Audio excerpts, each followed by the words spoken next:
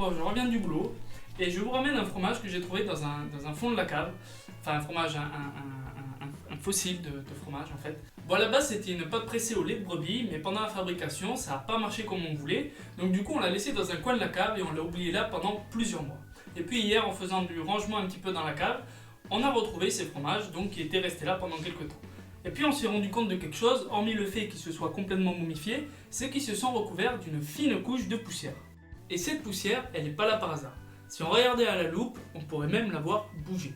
Et c'est pas pour rien. Ce qui produit cette poussière, ce sont en fait des acariens qui ont infesté notre fromage. On les appelle cérons, artisous ou encore thyroglyphes de la farine. En fait, comme la tique et le pou, ces acariens-là font partie de ceux qu'on peut voir à l'œil nu. Mais ils sont tellement petits que pendant des siècles avant l'invention du microscope, on pensait que c'était les êtres vivants les plus petits sur Terre. Et justement, comme on a un microscope, on va les observer. Mais je vous préviens, vous n'êtes pas prêts.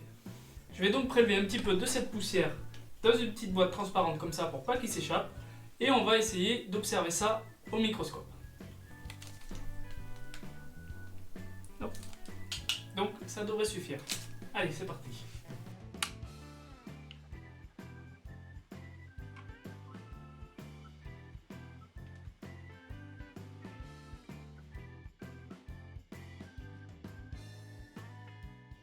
Waouh.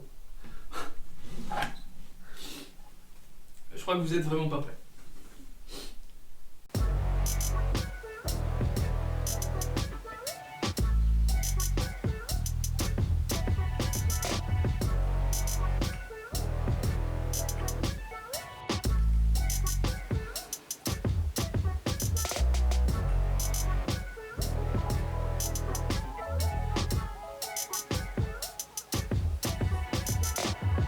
Ouais, vache. Il y en a qui sont juste énormes, c'est impressionnant de réussir à voir ça, voir des acariens comme ça, surtout dans un produit consommable comme le fromage, c'est juste fou, c'est juste incroyable. On voit tout le détail de leurs pattes, ils ont même des espèces de poils au bout de chaque patte. On voit vraiment la segmentation des articulations, on voit les poils au bout de chaque patte, même leurs antennes au bout de la tête. On voit vraiment bien. Ce qui est fou, c'est que quelque chose dont on entend parler régulièrement, comme les acariens, on sait qu'il y en a autour de nous, mais on a rarement l'occasion de les voir. Et là, ce qui est fou, c'est qu'on les voit en vrai.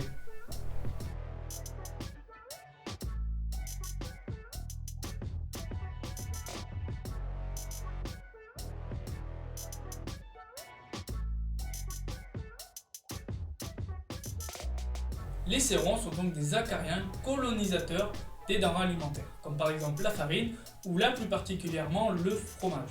Ce sont des animaux qui vont pouvoir vivre une soixantaine de jours et se reproduire à partir d'environ 20 jours. Au cours de cette période, ils vont s'accoupler plusieurs fois par jour et pondre durant toute leur existence environ 200 œufs. Ce sont des animaux qui apprécient plutôt les ambiances humides, c'est pour ça qu'on les retrouve particulièrement dans les caves à fromage. Si leurs conditions de vie ne sont pas optimales, ils sont capables de se mettre en dormance jusqu'à ce qu'ils aient un environnement plus favorable. Dans le cas de notre fromage, la présence des cérons n'était pas du tout souhaitée.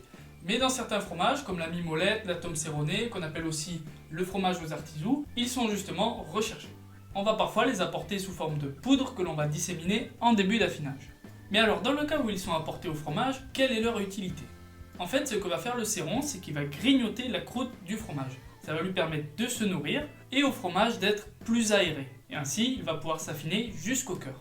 Il va aussi participer à la texture et au goût du fromage. En revanche, pour ce qui est de la croûte, c'est elle qui va être le plus dégradée. Et cela va lui apporter un goût amer qui est plutôt désagréable. Bon, alors ce qu'on va faire maintenant, c'est qu'on va l'ouvrir en deux et on va essayer de regarder à l'intérieur comment est-ce qu'il s'est affiné.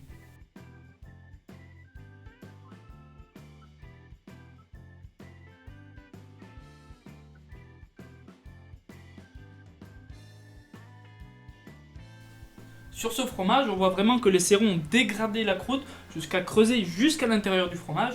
Donc là, à ce stade-là, celui-là, il est vraiment immangeable.